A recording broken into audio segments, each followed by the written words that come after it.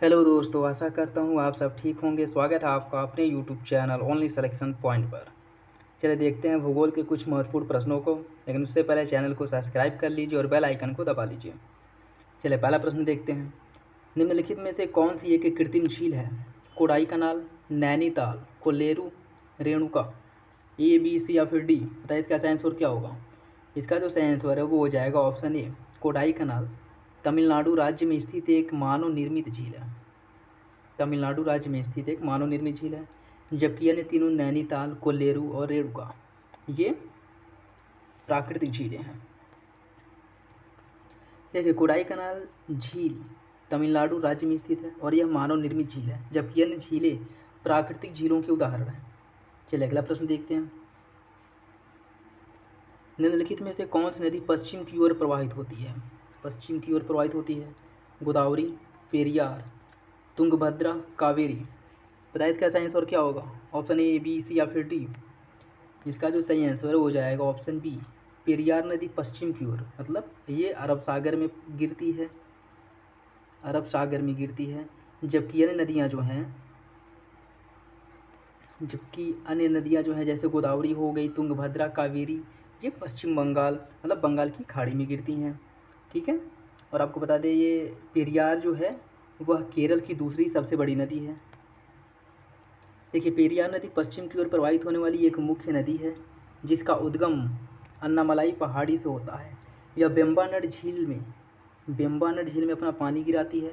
भरत पूजा के बाद केरल की यह दूसरी सबसे बड़ी नदी है और इडुक्की परियोजना इसी नदी पर निर्मित है। इसको आप लोग देख लीजिएगा। यहाँ देखिए आप लोग, एक प्रश्न के साथ साथ उससे रिलेटेड जितने भी डाउट होंगे वो सारे डाउट आपके क्लियर हो जाएंगे। बस आप लोग बने रहिए, चैनल को सब्सक्राइब कर लीजिए और बेल आइकन को दबा लीजिए। चलिए अगला प्रश्न देखते हैं।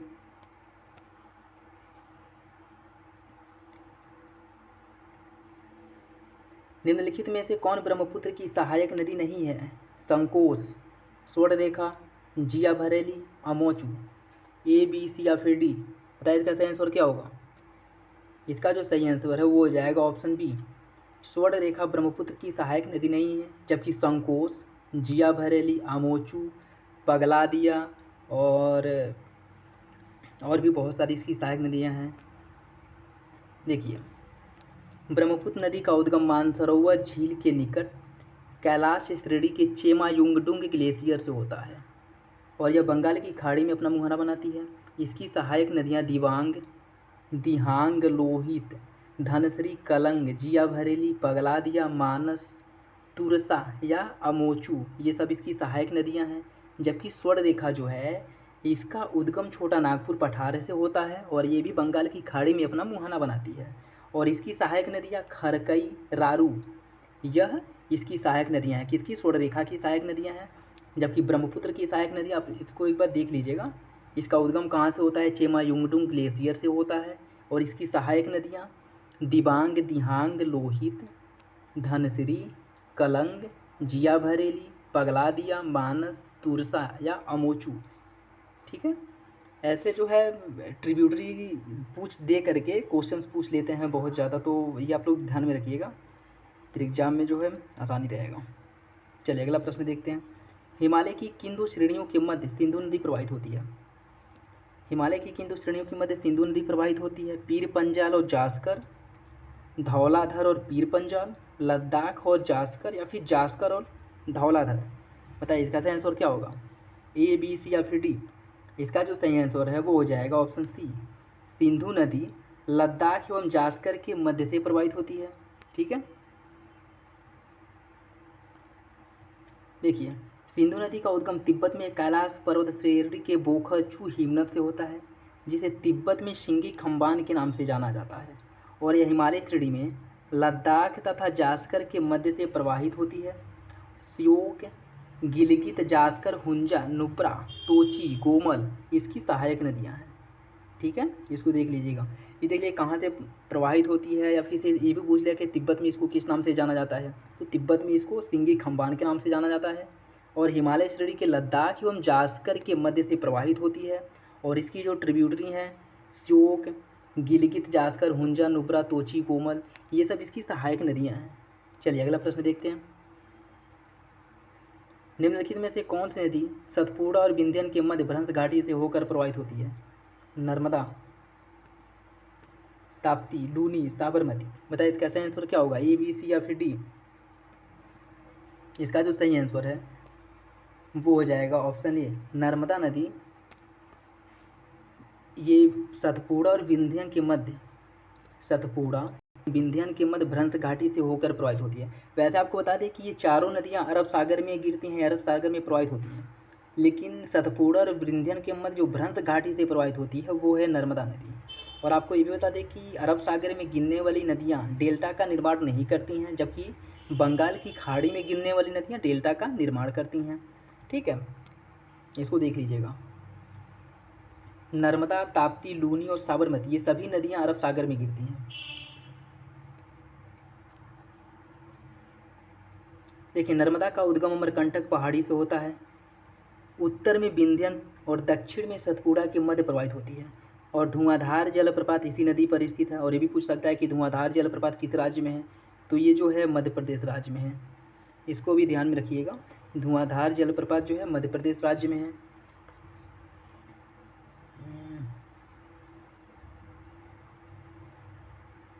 धुआंधार जलप्रपात मध्य प्रदेश राज्य में है। ठीक है, चलिए अगला प्रश्न देखते हैं। चित्रकूट जलप्रपात जिसे भारत का नियाग्रा जलप्रपात कहा जाता है किस नदी पर स्थित है? चित्रकूट जलप्रपात को भारत का नियाग्रा कहा जाता है। और ये किस राज्य में स्थित है या किस नदी पे स्थित है? नदी बराकर, कृष्णा, इंद्रावती, दामोदर। ए, बी, सी या फिर डी? इसका सही आंसर क्या होगा? इसका जो सही आंसर साथियों वो हो जाएगा ऑप्शन सी, चित्रकूट जलप्रपात इंद्रावती नदी पर स्थित है। और इंद्रावती नदी कहाँ पे है? छत्तीसगढ़ राज्य में स्थित है। ठीक है, इसको ध्यान में रखिएगा, छत्तीसगढ़ राज्य में स्थित है। देखिए, छत्तीसगढ़ के बस्तर जिले में इंद्रावती नदी पर चित्रकूट जलप्रपात भारत का नियाग्रा जिसे कहा जाता है स्थित है। चलिए अगला प्रश्न देखते हैं। निम्नलिखित भारतीय नदियों में से कौन डेल्टा का निर्माण करती है? निम्नलिखित भारतीय नदियों में से कौन डेल्टा का निर्माण करती है? गोदावरी, नर्मदा, सारावती, पेरियार। ए, बी, सी या फिर डी? बताइए इसका सही आंसर क्या होगा? इसका जो सही आंसर है वो हो जाएगा ऑप्शन ए, गोदावरी नदी जो है वह डेल्टा का निर्माण करती है, जबकि अन्य नदियाँ एस्चुअरी का निर्माण करती हैं, जैसे नर्मदा, शरावती, पेरियार ये सब अरब सागर में गिरती हैं जो डेल्टा का निर्माण नहीं करती हैं, जबकि गोदावरी नदी बंगाल की खाड़ी में गिरती है और यह डेल्टा का निर्माण करती है। ठीक है, देखिए, गोदावरी नदी पूर्व की ओर प्रवाहित होते हुए बंगाल की खाड़ी में अपना मुहाना बनाती है और यह डेल्टा का निर्माण करती है, जबकि अन्य नदियाँ पश्चिम की ओर प्रवाहित होती हैं, पश्चिम की ओर प्रवाहित होते हुए अरब सागर में गिरती हैं और यह डेल्टा का नहीं बल्कि एस्चुअरी का निर्माण करती हैं। ठीक है, चलिए अगला प्रश्न देखते हैं। भारतीय उपमहाद्वीप में मानसून की निवर्तन का प्रमुख कारण क्या है? भारतीय उपमहाद्वीप में मानसून के निवर्तन का प्रमुख कारण क्या है? बंगाल की खाड़ी में बनने वाले चक्रवाती अवदाब, पूर्वी जेट स्ट्रीम, सूर्य का दक्षिणायन होना या पश्चिमी विक्षोभ? बताइए इसका सही आंसर क्या होगा? इसका जो सही आंसर है वो हो जाएगा ऑप्शन सी, सूर्य के दक्षिणायन होने के बाद। जैसे आपको बता दें कि ये मान लीजिए कर्क रेखा हो गया और जब सूर्य उत्तरायण होता है इधर भारत में तो यहाँ पे लो प्रेशर का विकास होता है। लो प्रेशर का विकास होने से यहाँ ये जो हिंद महासागर है यहाँ से हवाएं इधर की तरफ प्रवाहित होती हैं, जिससे मानसून यहाँ पे क्या होता है, मानसून मजबूत होता है और दक्षिण पश्चिम मानसूनी वर्षा यहाँ पे होती है। लेकिन जब सूर्य दक्षिणायन होने लगता है और ये इधर अरब सागर में आ जाता है इस साइड में, तो यहाँ पे लो प्रेशर और यहाँ पे हाई प्रेशर का विकास होता है। ठीक है, मतलब यहाँ पे निम्न वायुदाब और यहाँ पे उच्च वायुदाब का विकास होता है और उच्च वायुदाब से निम्न वायुदाब की ओर हवाएं प्रवाहित होने लगती हैं। ठीक है, जिसे मानसून का निवर्तन कहते हैं। और मानसून जो है धीरे धीरे लौटने लगता है, इसी को लौटना मानसून जो है, मानसून का निवर्तन या मानसून का लौटना इसी को कहते हैं। ठीक है, तो ये बात आप लोग ध्यान में रखिएगा। देखिए, अक्टूबर और नवंबर महीने को मानसून का निवर्तन काल कहा जाता है, अर्थात मानसून पीछे हटने लगता है। सूर्य के दक्षिणायन होने से दक्षिण पश्चिम मानसून कमजोर पड़ने लगता है, जिसे मानसून का निवर्तन कहते हैं। ठीक है, ये बात आप लोग ध्यान में रखिएगा कि ये जो है जैसे ये मान लीजिए भारत हो गया, ठीक है।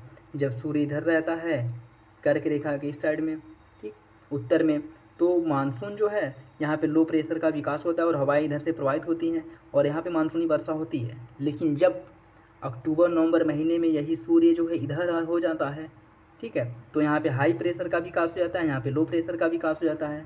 और यहाँ पे जब लो प्रेशर का विकास होता है तो हवाएं जो हैं इधर भारतीय उपमहाद्वीप से हवाएं हिंद महासागर की ओर प्रवाहित होने लगती हैं, ठीक है। और यहाँ पे बारिश ना होकर के फिर इधर बारिश होने लगता है। चलिए अगला प्रश्न देखते हैं। निम्नलिखित में से किस पौधे की पत्तियों का उपयोग रेशम कीटों के पालन के लिए नहीं किया जाता है? शहतूत, आरंडी, बाज, सागौन। बताइए इसका सही आंसर क्या होगा, ए, बी, सी या फिर डी? तो सही आंसर है वो हो जाएगा ऑप्शन डी। सागौन के पत्तियों का प्रयोग रेशम कीटों के पालन के लिए नहीं किया जाता है, जबकि शहतूत, अरंडी और बांज के पत्तियों का प्रयोग रेशम कीट के पालन के लिए किया जाता है। देखिए, सागौन की पत्तियों का प्रयोग रेशम कीटों के पालन में नहीं किया जाता है, जबकि अन्य सभी का किया जाता है। और आपको ये भी बता दें कि रेशम कीट पालन को या रेशम कृषि को क्या कहते हैं, इसको सेरीकल्चर कहा जाता है, ठीक है। ये भी कभी कभी पूछ लेता है पेपर में। चलिए अगला प्रश्न देखते हैं, यह आज का लास्ट क्वेश्चन है। हिमालय पर्वत क्षेत्र में बुग्याल शब्द का संबंध निम्नलिखित में से किससे है?